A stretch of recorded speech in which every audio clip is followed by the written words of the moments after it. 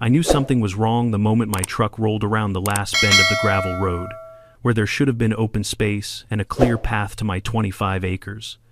There stood a massive steel gate, freshly installed, gleaming under the afternoon sun like a slap to the face. Bolted right in the center was a bright white sign, HOA residents only, private road. My legal easement, a road my parents had used for over 40 years, suddenly private. At first, I thought it was a mistake. Then Karen stepped out from behind the gate, 50 years old, blonde, holding a clipboard like it was a royal scepter. She smirked and said, "You'll need to find another route. This community has rules now." That was the moment I realized the HOA had no idea what kind of disaster they had just unleashed on themselves. Before we jump into the full story, go ahead and comment where you're watching from, your city and your local time, and if you enjoy real HOA justice, make sure to subscribe so you don't miss the next one. I didn't grow up with much, but I grew up with land, real land, the kind you feel under your boots, the kind you inherit not just on paper, but in your bones. My parents bought our 25-acre property back in 1978, when I was just a toddler crawling between wild blackberry bushes and stacks of lumber my father kept for future projects that never happened. Back then, the area wasn't a neighborhood, wasn't a subdivision, and certainly wasn't a place for HOAs to sprout like invasive weeds. It was just wide open, rural country, a few scattered farms, and miles of peace. The only road to our property was a simple gravel path cutting across Old Man Fletcher's land. Fletcher was a tough, sunburned farmer with hands like sandpaper and a heart bigger than his barn. My father once tried to pay him for the right to use that road, and Fletcher waved him off like my dad had offered him a bag of moldy bread. "Take it," he said. "You're good people, and someday, when this place gets crowded, you'll be glad everything's written down." And he meant it, because he didn't just give my parents permission, he signed a permanent, recorded easement, giving our family full access to the road forever, including rights for utilities, water, power, communications, everything a modern home would ever need. That easement was ironclad, filed, stamped, recorded, set in legal stone long before HOAs became the neighborhood tyrants they are today. For more than 40 years, life was simple. My mother maintained her garden, my father fixed tractors that didn't need fixing, and I grew up learning every trail, stream, and tree on that land until it felt like a living extension of myself. Fletcher's farm was our only neighbor. We'd help him mend fences. He'd help us bale hay. No drama, no nonsense, no petty rule-obsessed committees wielding fines like candy, just neighbors, just peace. Then life did what life does. My parents got older, time moved faster, and eventually, both of them passed, leaving the land my childhood, my sanctuary to me. Even then, things stayed quiet for a few years. The road remained as reliable as ever, winding past Fletcher's property and up to mine. No gates, no problems, no Karen. But peaceful places never stay peaceful. Someone always smells opportunity. It started with rumors, survey stakes showing up farther downhill, trucks unloading lumber, and contractors making noise about future development. I drove down there one afternoon to see what was going on, and a young guy in a hard hat told me they were building a beautiful community with modern homes, shared amenities, and a homeowners association designed for maximum harmony. Harmony? That was the first red flag. The second was when Old Man Fletcher passed away. His kids lived out of state and had no interest in farming, so they sold the entire 200-acre spread to the highest bidder, and that's when the real trouble rolled in, disguised as progress. A freshly incorporated HOA with shiny brochures, matching signs, and manicured smiles. Overnight, the quiet gravel path became a construction zone. Dump trucks rumbled through, bulldozers pushed earth like angry giants, and new houses rose out of the ground like mushrooms after rain. I tried not to worry. After all, my easement was legal, unconditional, untouchable. But trouble has a way of finding you, especially when it wears perfume, carries a clipboard, and believes rules matter more than people. The first time Karen showed up at my property, she didn't even bother to call ahead, just marched up my driveway in her perfectly ironed blazer, heels crunching gravel like she was stomping out a rebellion.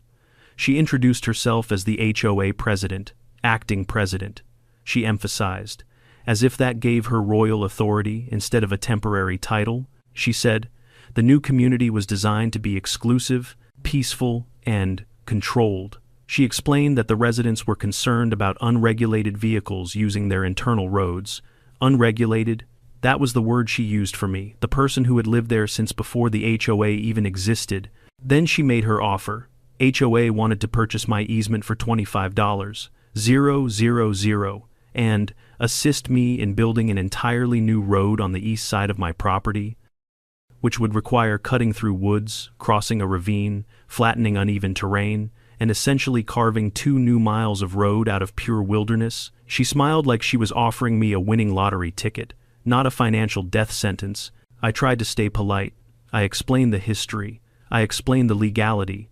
And most importantly, I explained that my easement wasn't for sale. The smile slid off her face like wax from a candle. Her voice turned sharper. Well, our community won't appreciate cars driving through. We need order. We need consistency. If you won't work with us, things could get complicated. I looked her right in the eye and said, then maybe your HOA shouldn't have bought land with a recorded easement on it. She didn't like that, not one bit. After that day, every time I drove down the gravel road, I'd see HOA construction workers watching me like I was trespassing on their private kingdom. Karen would stand on porches with her arms crossed, tapping a pen against her clipboard like she was keeping score of my existence. But I wasn't worried. I had the law, I had history, and I had a lifetime of knowing that road better than anyone. Besides, what could an HOA possibly do? Plenty, apparently. Over the next few weeks, little inconveniences started piling up. Piles of gravel mysteriously blocking parts of the road, workers accidentally leaving equipment in inconvenient places, trucks taking their sweet time moving out of the way, people pretending not to hear me when I asked them to clear the path. Karen never said a word, she just watched, always watching. Still, none of that prepared me for the day. Everything changed when I finally turned the corner and saw that massive steel gate blocking the only way into my home. But even before that moment, even before the confrontation, I remember having this feeling deep in my chest that the HOA wasn't done. Something was coming, something big, and I had no idea yet how far Karen was willing to go to enforce her imaginary rules. If I had known, maybe I would have taken pictures sooner. Maybe I would have been ready. But sometimes you don't get to prepare for the storm. Sometimes the storm prepares itself and parks a steel gate across your damn road. Karen didn't show up alone the second time she came to my property. She arrived in a spotless white SUV with the HOA logo slapped on the door like a badge of authority. 2 other HOA board members, both wearing matching polos, walked behind her, stiff as fence posts, as if they'd rehearsed the entrance. I was standing by my workshop at the time, repairing a busted hinge, when I heard the car doors slam. There's a certain kind of confidence people get when they believe a clipboard gives them power. Karen had that look, chin up, lips tight, strutting across my gravel like she owned the ground beneath her. "Good morning," she called out, her voice bright in the way a neon sign is bright, too artificial, too impossible to ignore. I wiped my hands on a rag. "Morning. What can I do for you?" "Oh, this won't take long," she said, which was immediately a lie. Karen didn't do anything quickly unless she was rushing to control someone. She flipped open her clipboard and gave me a smile that felt like a dentist showing off a drill. As I mentioned before, the HOA would like to discuss the easement situation and come to a mutual agreement. Our residents have expressed concern, considerable concern, about the increased traffic. I almost laughed. Increased traffic? I drove my truck down that road twice a day. These people had moving crews, landscapers, contractors, Amazon vans, and God knows what else driving through every hour. And somehow I was the problem. "I live here," I said. "I've lived here since before any of you arrived. My parents lived here. The easement is legal and permanent. I'm not giving it up." Her smile didn't break, but it thinned. "We're simply asking for cooperation." "Cooperation," I replied, "usually means both sides benefit. You're asking me to give up my only road. We're asking you to adapt to a growing community," she corrected, as if I were a stubborn child refusing to share toys. One of the board members, tall guy with a clipboard of his own, clearly a clipboard enthusiast, cleared his throat. "The HOA is developing plans to reduce unnecessary traffic. We can't have non-residents driving through private property. This community values peace. I value electricity, I snapped before I could stop myself. And water and internet. Funny enough, all of those utilities run under that private property you're talking about. He blinked like I'd spoken in another language. Karen didn't blink at all. We can help you create a new access point, a beautiful new road on the east side, much more scenic, much more private. We'll even contribute $25, 000. 25,000 won't build 10 feet of road through that terrain, I said. You've seen the ravine. You know what this land looks like. Karen shrugged, like she couldn't be bothered with geology. Then you can cover the rest. There it was. The truth behind the polite tone. They wanted me out of their way, literally and figuratively. They didn't care about cooperation. They cared about control. When I didn't answer, she snapped her clipboard shut, sharp enough to startle a bird out of a tree. We're trying to avoid conflict, but the HOA makes decisions based on the best interest of the community. I hope you'll reconsider our offer. I won't, I said. She stared me down, her eyes cold and unblinking. Then she turned on her heel and strode back to her SUV, her board members scuttling behind her like anxious ducks. The moment the engine started, I knew she wasn't finished with me. Over the next few weeks, tensions simmered like a pot left too long on a stove. Construction traffic intensified. Trucks blocked the easement road for longer periods. Workers moved slower whenever I approached, almost daring me to complain. I'd catch glimpses of Karen standing on her porch with binoculars, or peeking out from behind her blinds like some sort of self-appointed watch commander. Then the letters began. Each envelope was the same, white, stiff, stamped with the HOA logo like a warning label. Inside were statements filled with passive-aggressive concerns, all worded as if the HOA had divine authority over local geography. One letter read, "Residents have observed you driving at unsafe speeds on community roads." Another, "Your presence on private HOA-managed streets has caused discomfort among homeowners." My presence? On a road that legally belonged to me before their homes even existed? I tossed every letter into the same drawer. I called it my Karen pile. Still, I kept my cool. No yelling, no threats, no drama. But Karen mistook calm for weakness, and that was her biggest mistake. One afternoon, as I was coming down the road toward my property, I noticed something strange, construction flags marking new trenches. I stopped my truck, got out, and followed the flags. They ran along the easement, deeper than before, wider, too. A group of workers was lowering a massive new water line into the ground. I approached the foreman. "What's this?" I asked. "Oh, HOA expansion," he said casually. "They're upgrading the utilities to handle all the new homes." "Along this easement?" "Yep, right under it, already paid for by HOA money, without consulting me, without asking permission, without acknowledging that these utility lines existed only because the easement allowed them." My annoyance sharpened into suspicion. If Karen was willing to build new infrastructure on my easement, what else was she planning? I didn't have to wait long to find out. One morning, while checking fences along the northern tree line, I heard drilling. Not normal construction drilling, metal-on-metal drilling, the kind you hear at auto shops or welding stations. I followed the noise until I reached the very start of the easement road, the entrance closest to the new HOA subdivision. And that's when I saw it. A crew of workers, all wearing HOA vests, installing steel posts, big heavy ones, reinforced. Designed to hold weight, a stack of metal panels lay nearby, the kind typically used for heavy-duty security gates. I stepped forward. "Excuse me, what is this?" The workers froze. The foreman stepped up, installing a new community gate. "On this road?" "Yes, sir, HOA orders." I shook my head. "You can't. This road is—" Before I could finish, I heard the crunch of tires behind me. Karen's SUV rolled up. Of course, she got out, wearing sunglasses and an expression of smug satisfaction. "Beautiful, isn't it? We wanted something elegant, something secure. You can't put a gate here," I said, keeping my voice even. "This is my easement. It's an HOA road," she corrected. "We're simply exercising our right to control traffic. It's for the safety of our residents. You're blocking my only way home." "You'll find another," she said with a shrug. "It's a big property. Lots of potential access points. That's not how this works." But she wasn't listening. She never listened. The foreman glanced at her, got a small nod, and signaled the crew to continue installing the gate. I felt heat rising in my chest. the kind that comes when someone openly dares you to stop them. But I didn't shout, I didn't push, I didn't swing. I pulled out my phone, I took photos, I took videos, every screw, every bolt, every panel. Karen laughed softly. Go ahead and document it. HOA rules are very clear. She had no idea, no clue, not the faintest understanding of the legal disaster she had just created. But I did, and I knew the storm was coming. The morning after the workers installed the steel posts, I drove up the road expecting another confrontation. Instead, what greeted me was worse. The gate was finished, solid, heavy, locked with a brand new keypad system.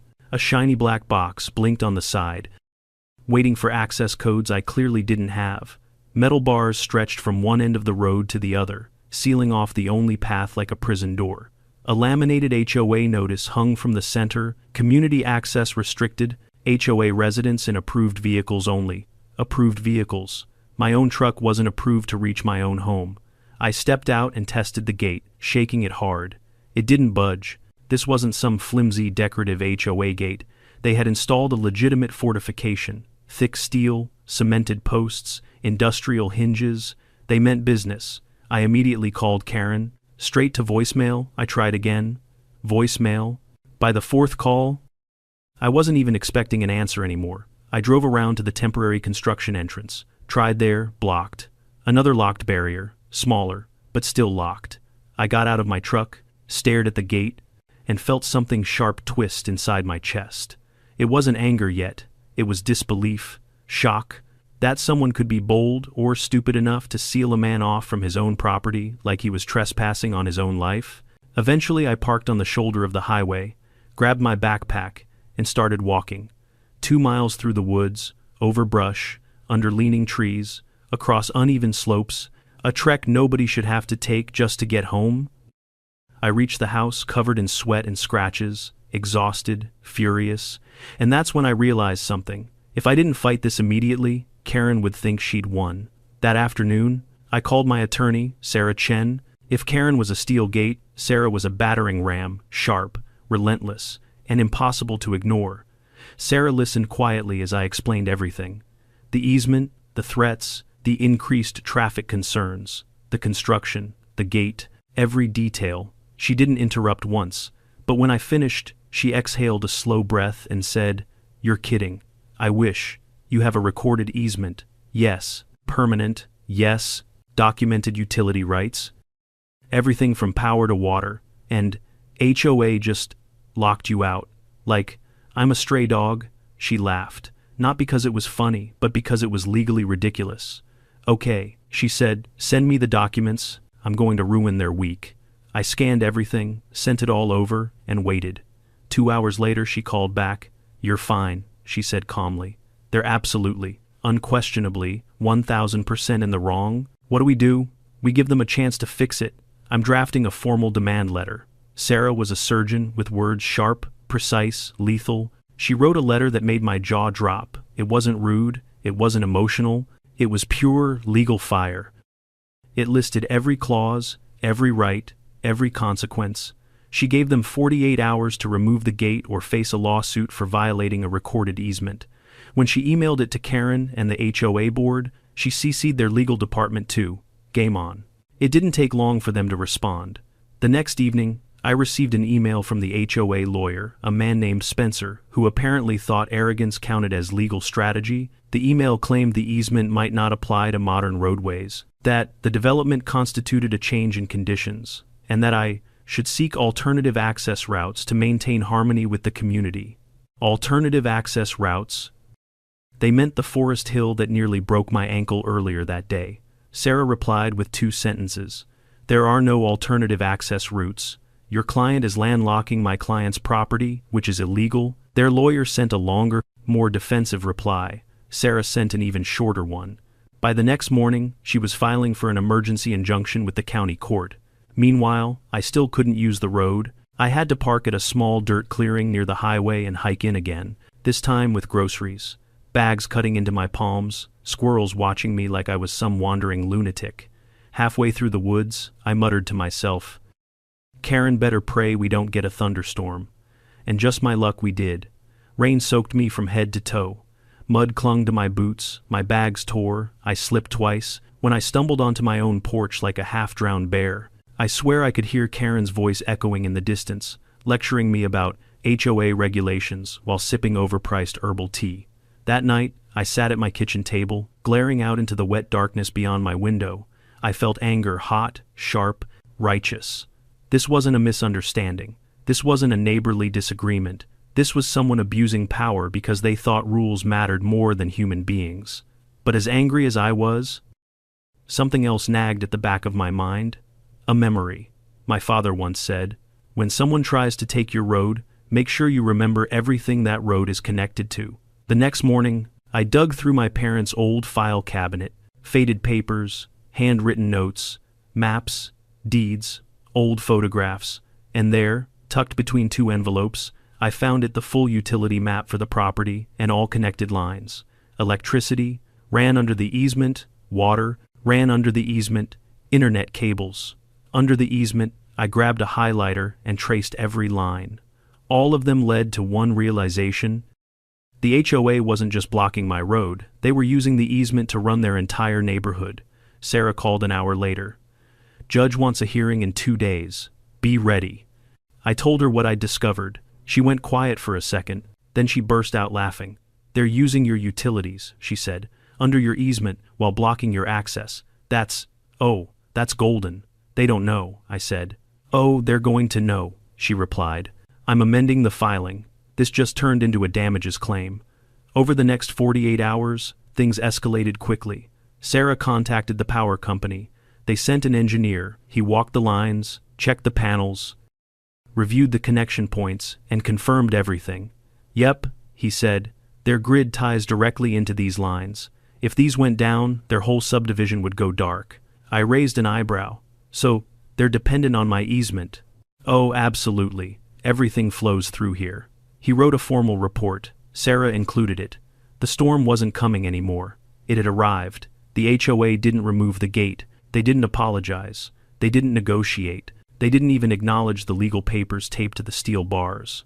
And that's how I knew something else. Karen really, truly believed she was untouchable, but she was about to learn something she'd never forgotten. An HOA might control a neighborhood, but they don't control an easement, and they sure as hell don't control me. 2 days later, I stood in the packed hallway of the county courthouse, watching HOA members shuffle around in their matching polo shirts like anxious penguins. Karen was there too, of course. She was talking to her lawyer with the stiff posture of someone who believed the law existed solely to protect her preferences. She kept adjusting her pearl necklace, glancing around as if she expected applause for simply showing up. I didn't approach her. I didn't look her in the eye. I just waited with Sarah, who was calmly flipping through documents like she was reading brunch menus instead of preparing for legal battle. "Relax," she said. "They dug their own grave."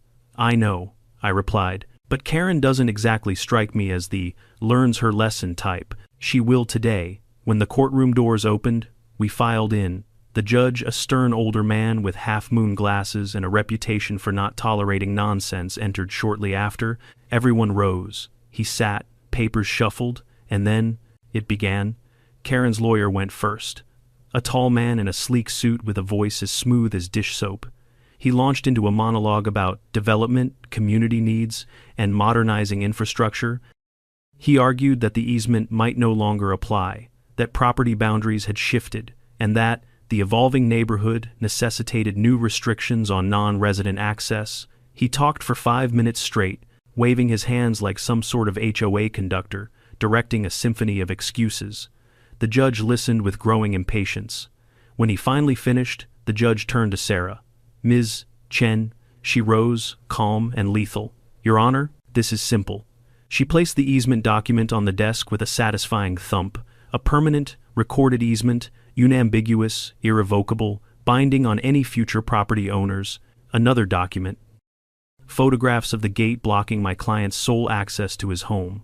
Another. Utility maps showing that electricity, water, and communications for the HOA community all run under the easement they claim doesn't exist. Another. A report from the utility engineer confirming the HOA is using these lines. She didn't raise her voice, she didn't rant, she let the evidence speak. Then she dropped the hammer. "Your Honor, Not only has the HOA illegally landlocked my client, they are actively benefiting from the easement they are denying him. They installed a gate preventing his access while simultaneously drawing utilities from the same easement to power their entire community. The judge lifted his eyebrows. Is this accurate? Karen's lawyer cleared his throat.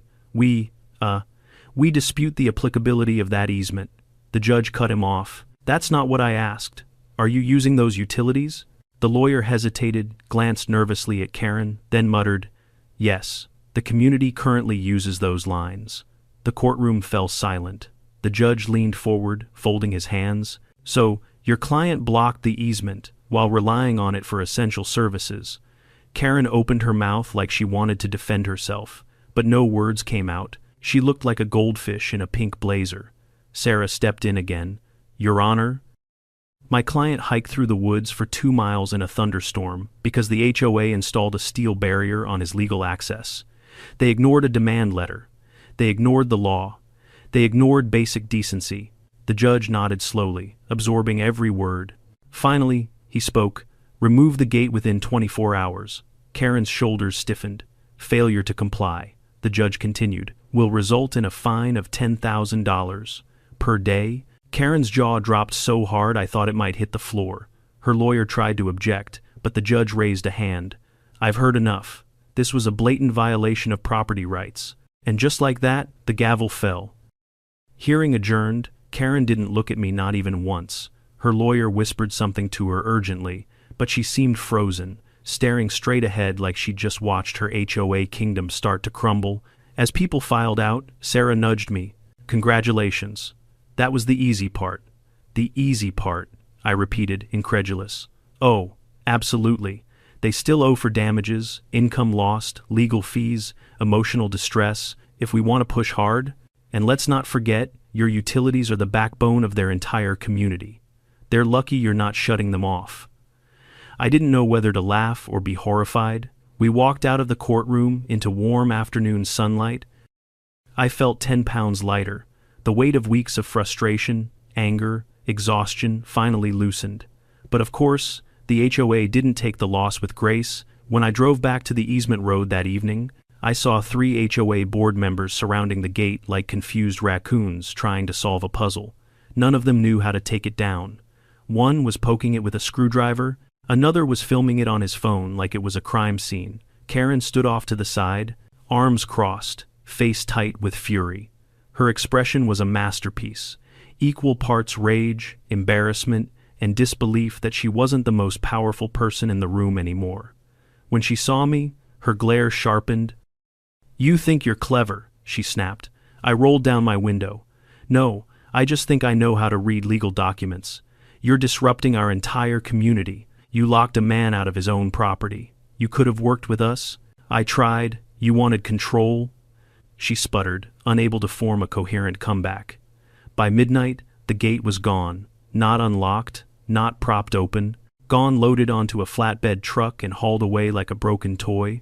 A few HOA members watched from their porches, whispering. Some looked embarrassed, others looked afraid. One even gave me a small nod, like he was silently cheering on the victory. The road was open again. But something had fundamentally changed. Karen had lost the first battle, but she wasn't someone who surrendered. No, she was someone who doubled down. And she did exactly that. 2 mornings later, a fresh letter arrived. This one wasn't passive-aggressive. It wasn't sugar-coated. It was frantic. The HOA was demanding an urgent meeting to resolve disputes amicably. They wanted to discuss a path forward. They wanted to avoid escalating legal conflicts. Translation: they were scared. That afternoon, Sarah called. They contacted me too. They want to negotiate. I'm not interested, I said. They crossed a line. You should come to the meeting, she advised. Not to agree, to listen. So I did. We met at their community clubhouse, a shiny new building with oversized windows and a ridiculous chandelier. Karen sat at the center of a long table, hands clasped like she expected us to pray. She started talking about community cohesion and collective harmony, and how the HOA wanted to find mutually beneficial solutions. When she finished, I leaned forward and said, "There's no solution except following the law." Karen's smile flickered. "Surely we can find no, but, no, Sarah slid a document across the table. "We've filed for damages." Karen paled. The board members looked like someone had told them their property values dropped 90%. And that was only the beginning. For the first time since the HOA formed, Karen didn't have control. And that scared her more than anything. I thought the meeting would calm things down, maybe even push the HOA to back off. But Karen wasn't wired that way. Some people learn from mistakes, others burn from them. Karen belonged to the second category, angrier, pettier, and more determined to win. Even when she was standing on ground that wasn't hers. Within a week of the court order, I noticed HOA members walking around the easement road with clipboards, measuring tape, and worried expressions. They huddled in small groups, whispering frantically. Every time they saw me pass by, they'd fall silent and scatter like pigeons spooked by a truck. Then came the new construction. Not a gate this time, something subtler, but still illegal. One morning, I spotted two men digging near the utility boxes right on the easement corridor. I walked up and asked what they were doing. The older one, a grizzled man in a neon vest, pointed at a blueprint. HOA sent us to install a secondary shutoff valve. Says it'll help regulate water pressure for the community. For the community? I repeated, meaning the HOA subdivision, the one using my utility easement. That's what they said. And they told you to install a shutoff valve on my easement without permission. The man blinked, wasn't aware we needed permission. I inhaled slowly, trying not to blow a gasket. "You do." He studied me, looked at the ground, then muttered, "I'll call my boss," before signaling the crew to stop. They packed up and left, but not before I took photos, lots of photos from every angle. I sent them all to Sarah.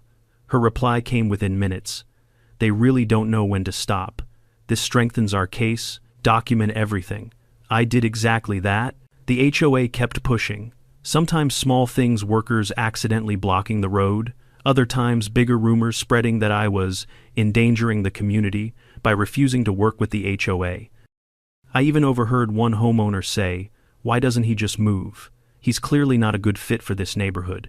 A neighborhood I didn't even live in, a neighborhood that had grown around my land, a neighborhood that used MY utilities. Still, the real escalation came the following month. Sarah called me one morning, sounding downright chipper.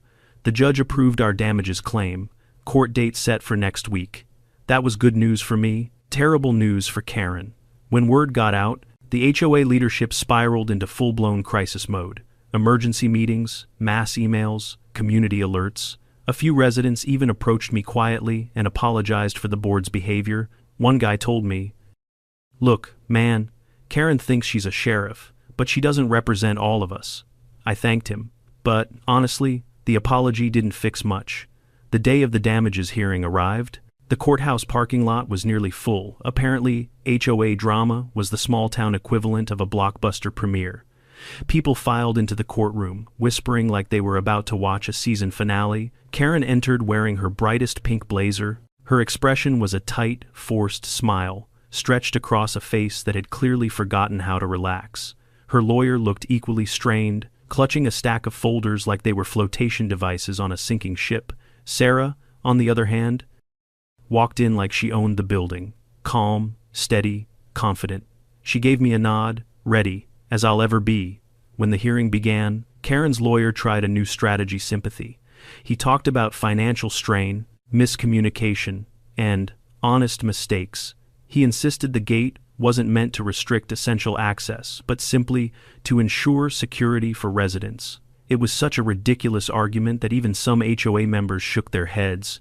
Sarah waited patiently for them to finish. Then she presented everything: my photos, the videos, the utility reports, the email threads, the timeline, the court order they ignored, and most importantly, the financial damages. Lost rental income because tenants could not access the property, emergency maintenance fees, legal costs, physical hardship of being forced to hike through the forest, and potential risks caused by HOA tampering with utility lines. Sarah outlined every detail with surgical precision. Then she ended with a simple, devastating sentence. The HOA didn't just block my client's legal access, they knowingly and repeatedly violated court orders and used his utility easement for profit while obstructing his rights. The judge shifted his glasses and stared directly at Karen. "Is this accurate?" Karen tried to speak, truly tried. Her mouth opened, but nothing came out except a faint squeak. Like a balloon slowly deflating, her lawyer jumped in with a shaky, "We respectfully deny intentional wrongdoing." The judge cut him off. "Intent doesn't change the impact, and the impact is severe." He took out a sheet of paper. "For the record, the court rules in favor of the plaintiff." Karen stiffened. "The HOA will pay the plaintiff $50,000 in damages." Gasps swept the courtroom. "Additionally, the HOA is responsible for covering all attorney fees." Karen's eyes widened. "And a permanent injunction is issued. The HOA shall never again restrict, alter, obstruct, or interfere with the plaintiff's easement in any form." Silence.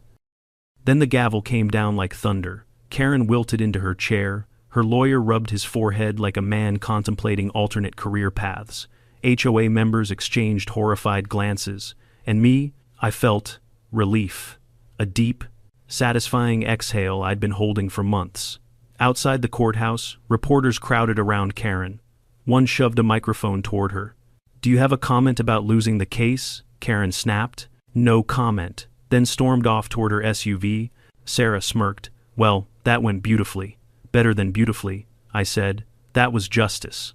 But the story didn't end there. Victory brings out all sorts of new behaviors from all sorts of people. Some get humble, some get angry, and some get desperate. The HOA started sending polite emails, then overly friendly emails, then requests for collaboration. I ignored most of them, but the shift was obvious. They were afraid. They'd realized the easement wasn't a vulnerability for me. It was a vulnerability for them. Their entire infrastructure depended on it. Their water, their electricity, their internet, their entire glamorous, exclusive community lifestyle. Karen had pushed so hard to control me that she had overlooked the most important rule of power. If you grab the wrong lever, you might just pull the roof down on yourself. The HOA board grew quieter. Meetings became more private.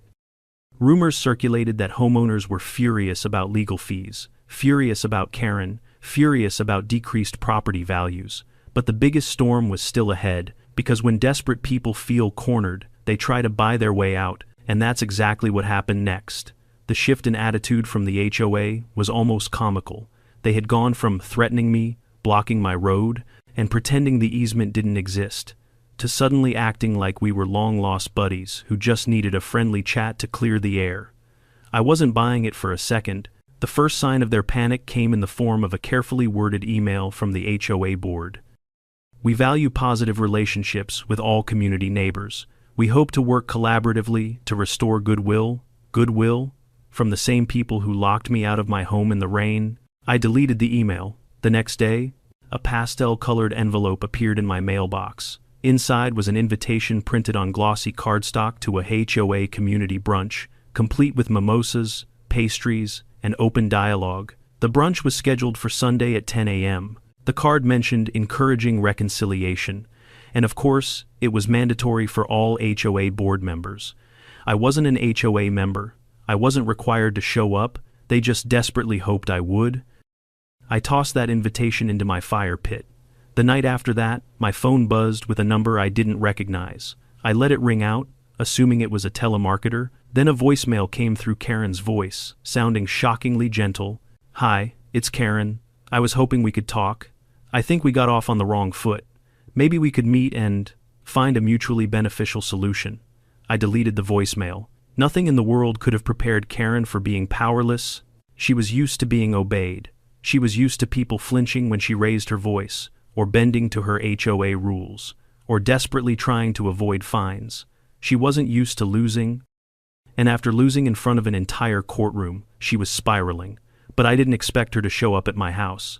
3 days after the hearing, I heard gravel crunching outside. I stepped onto my porch and saw Karen standing there in a tailored blazer, hair neatly styled, wearing a polite but strained smile. Her SUV idled behind her, and she stood with her hands clasped like she was the host of a talk show, about to reveal a grand prize. "Good morning," she began. I crossed my arms. "Morning. I hope I'm not interrupting anything. You're standing on my porch, uninvited. So yes, you are."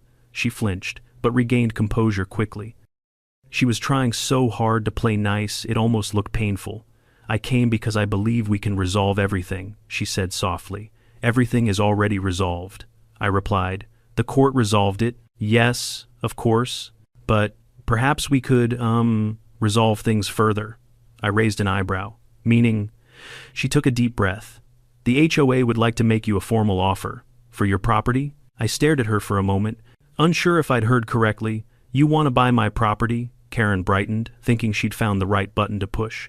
Yes, exactly. The HOA believes that if you were no longer dependent on the easement, it would remove any future conflict. And this is important, we're prepared to offer well above market value. I burst out laughing. I couldn't help it. The absurdity was too much. Karen's smile wavered. I don't see what's funny. You blocked my road, tried to force me to build a new one, dragged me through hell, and now your solution is that I should sell my land because you made a mistake. Karen pressed her lips together in a thin line. The community has concerns, property values, safety, stability. If you were willing to sell, everything could go back to normal. Normal for who? I shot back. For you. For the HOA. For everyone, she insisted with a desperate edge. What's the offer? I asked. Mostly out of curiosity, she straightened her shoulders. $400,000. I blinked. Then I laughed again, harder this time. Because that number confirmed something important. Karen and the entire HOA were terrified. My property was worth far more than that, and they knew it. But they also knew they were stuck. My easement wasn't just a road, it was the artery that fed their entire neighborhood with electricity, water, internet, everything. They didn't want my land because they wanted to build on it. They wanted it because they wanted to shut me up. When I stopped laughing, I leaned on the porch railing and said, Karen, let me make this clear. I'm not selling. Not for $400,000. Not for $4 million. This land has been in my family for 50 years. I'm not leaving because your HOA didn't do its homework. Her face hardened. You're being unreasonable. No, Karen, I'm being logical. You're the one being unreasonable. She stared at me with that familiar mix of disbelief and anger. For the first time since I'd met her, I saw something else behind her eyes. Fear. Real fear. The fear of losing control. We can't continue like this, she hissed. I agree. So, how about you follow the law? The HOA has rights too. Not over me. She clenched her fists, fighting the urge to explode the way she wanted to. But she knew she couldn't. Not now, not after losing in court, not after failing so publicly. She inhaled deeply, exhaled shakily. Fine. But don't blame me if the community views you as the source of conflict. Karen, I said, your community has been a source of conflict since day one. She turned sharply, walked to her SUV, and slammed the door so hard the whole frame shook. Then she sped down the road, dust rising behind her like smoke trailing a retreating army. I watched her go and couldn't help feeling a strange mixture of satisfaction and exhaustion. Winning felt good, but the war wasn't quite over. A few days later, the HOA board sent a letter, not a friendly one this time. A stiff, formal statement accusing me of disrupting harmony, refusing reasonable negotiation, and creating unnecessary tension for residents. My favorite line was, "Your refusal to collaborate places burdens on the entire community." I laughed so hard I nearly choked on my coffee. I sent the letter to Sarah, she replied, "They're delusional. Ignore it. Ignore it." I did. For the next week, life was quiet, suspiciously quiet. HOA construction slowed. No mysterious trucks blocked the road. No workers tampered with anything. Karen wasn't seen patrolling with her clipboard. Most residents avoided eye contact when I passed by, as if Karen had instructed them not to stare at the enemy across the easement. Then one evening, right around sunset, I heard tires crunching on gravel again. I stepped outside, expecting another surprise, but instead found one of the HOA board members, a younger man named Greg, standing awkwardly near his SUV. He held a sealed envelope. "Hey," he said nervously, "what do you want?" "I'm, delivering this from the board," I sighed. "Another letter." "Sort of," he said, "but listen, I just want you to know, not all of us agree with Karen. A lot of people are angry. We didn't vote for half the things she's done." I studied him for a moment. He looked genuine, nervous but genuine. "What's in the envelope?" I asked. He swallowed. "A revised settlement proposal." I nearly groaned. She really doesn't learn, does she? Greg gave a defeated shrug. She's convinced if you sell, everything will magically fix itself. I opened the envelope. Inside was a single page offering a new and improved buyout. $500, 000, $500,000. I laughed quietly but truly. If $400, 000 meant they were scared, $500, 000 meant they were panicking. I folded the paper and handed it back. No, I said. Not now, not ever. Greg nodded. I figured you'd say that. Then why come? He looked down at his shoes. Because, you're right. She's been wrong from the start, and people are starting to realize it. I watched him drive away, the last sliver of daylight fading behind the trees. For the first time, I felt something shift not in me, but in the HOA itself. Cracks were forming, Karen's grip was loosening, the community she controlled was turning on her, and I hadn't even lifted a finger. The funniest part, the easement, the very thing she hated, was the reason she couldn't win. It was the one thing she would never be able to remove, reroute, rewrite, or reshape. The HOA wanted peace, I wanted respect, and Karen wanted control. Only one of us had the law behind them, and she was about to learn that some battles can't be won with clipboards and threats. Some battles are won by simply standing your ground, and mine was 25 acres of it. The week after Greg delivered that pathetic $500, 000 buyout offer, I expected Karen to retreat, lick her wounds, and maybe, just maybe, let the embarrassment sink in long enough for her to back off. But I underestimated her capacity for denial. Karen's pride wasn't just a personality trait, it was a disease. And losing to me, a man she considered, outside her community, was apparently the worst infection she'd ever suffered. But despite her bruised ego, the HOA seemed quieter than usual. No new letters, no construction flags appearing mysteriously, no workers tampering with utility boxes, and Karen, she vanished from sight. I didn't see her hovering on porches with binoculars, or patrolling the subdivision in her SUV like an over-caffeinated security guard. The silence was suspicious, but welcome. For the first time in months, I sat on my porch one evening with a cold beer and actually felt free. Then, as the sun dipped low, a thought hit me. Maybe this was over. Maybe the HOA board had finally forced Karen to stand down. Maybe they'd realized the obvious. Keep pushing, keep losing. But optimism and HOA rarely go hand in hand.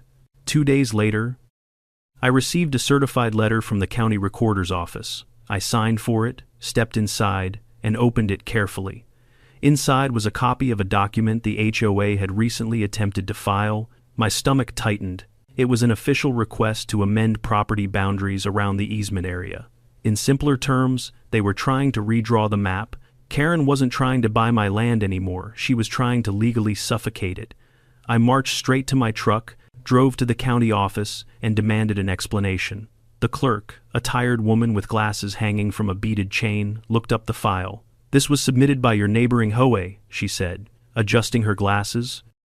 "But we put it on hold because it conflicts with an existing invariant easement." "Invariant," I repeated. "Meaning permanent, meaning unchangeable," she confirmed. "Your easement predates all surrounding developments. They have no authority to alter any boundary affecting it." I'm guessing they didn't know that.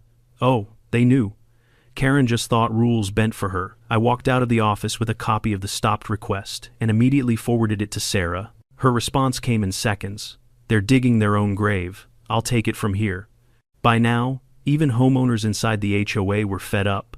Word had spread about the lawsuit, the damages, the injunction, the legal fees, the embarrassing courtroom loss.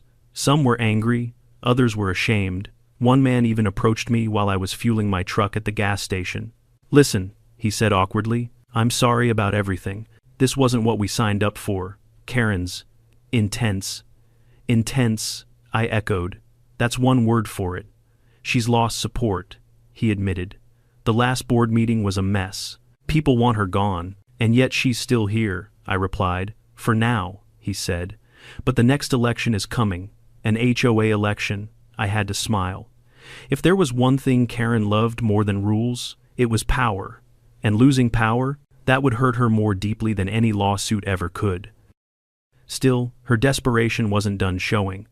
That weekend, as I drove down the easement road, I saw something that almost made me hit the brakes hard enough to leave skid marks. Karen, standing in the middle of the road, waving me down like she was directing traffic. I stopped, rolled down the window, and stayed inside the truck. "You and I need to talk," she said, breathing fast like she'd sprinted to intercept me. "No," I said. "We really don't." "Yes, we do," she insisted, stepping closer. "You're being impossible. I'm being lawful. You're being stubborn. I'm being a landowner whose rights you violated." She huffed and looked away for a second, then swallowed her pride, whatever small amount she had left. "Fine," she said. "I'll raise the offer, 600,000. I almost choked, not because of the money, but because she genuinely thought the solution to all this was for me to disappear. "No," I said flatly. She blinked hard. "Why not? That's more than fair. It's not about money, Karen. It never was. It's about principle. It's about family. It's about my father, my mother, and the land they left me. And it's about you thinking you can trample over people because you have a title and a clipboard." Her jaw clenched. "You're ruining everything." "No," I said. "I'm stopping you from ruining everything." She pointed a finger at me, trembling. "You think you've won. You think this is over. It is for me," I said. "But it won't be for you, not when your entire community sees who caused this mess." "Endos." Her face cracked something between rage and humiliation. Then she spun around and stormed off, nearly tripping over her own heels as she stomped away. I watched her go, feeling a strange mix of pity and satisfaction. Karen had built her kingdom on control, fear, and intimidation. And the moment someone refused to bow, her empire started to crumble. And crumble it did. The next HOA meeting became the stuff of local legend. Residents shouted, people waved papers. Someone recorded the whole thing on their phone, and it made its way around town within hours. "Why are we paying legal fees for a road we don't own? He had the easement long before we were here. You let Karen push this too far. Why did she tamper with utilities? Why didn't anyone stop her? This board is incompetent." I wasn't there, but I heard everything through Greg later. He told me Karen tried to defend herself, but no one was buying the excuses anymore. Homeowners wanted a leader, not a tyrant who dragged the entire community into debt and embarrassment. A week later, an HOA-wide announcement went out. Karen had resigned as HOA president. No explanation. No fanfare. Just resignation. I didn't celebrate. I didn't gloat. I didn't even smile. Because truthfully, the victory wasn't about watching her fall. It was about reclaiming peace. With Karen gone, the HOA extended something I never expected, a genuine apology. The new interim board reached out, not with threats, not with offers to buy my property, not with manipulations, just an apology, plain and simple. "We're sorry for everything," the email read. "We hope to rebuild trust and move forward respectfully." It wasn't perfect, but it was a start. A week after that, Sarah called me with final news from the court. The damages were officially processed. The injunction was permanently filed. The case was closed. "Congratulations," she said warmly. "You did it." "No," I said, stepping onto my porch and breathing in the quiet evening air. "We did it. For the first time in a long time, I walked the easement road without looking over my shoulder, without worrying about gates, without thinking about Karen's SUV waiting around the bend. Peace, real peace, the kind I hadn't felt since before the HOA ever showed up. And as I gazed down the road toward the open fields and the endless sky, I realized something. Some battles you fight, some battles find you, and some battles, just like HOA, Karen, teach you exactly how far you're willing to stand your ground. In the end, standing up for my land wasn't just about a road or a gate, or even an HOA. It was about something deeper, knowing when to protect what matters. My parents left me more than property. They left me a responsibility to defend what's right, even when it's inconvenient, even when someone louder, richer, or more entitled tries to take it away. And here's the truth I learned. People like Karen don't just exist in HOAs, they show up everywhere at work, in neighborhoods, in life. People who think rules bend for them, people who mistake kindness for weakness, people who push until someone finally pushes back. But when you stand your ground, when you know the law, and when you refuse to be intimidated, you win more than a legal battle, you win your peace. So tell me, have you ever dealt with a Karen, an HOA, or someone who tried to walk all over you? Share your experience in the comments. I read every one. And if you enjoy true HOA justice stories like this, Don't forget to like the video and subscribe for more wild, unbelievable HOA drama every week.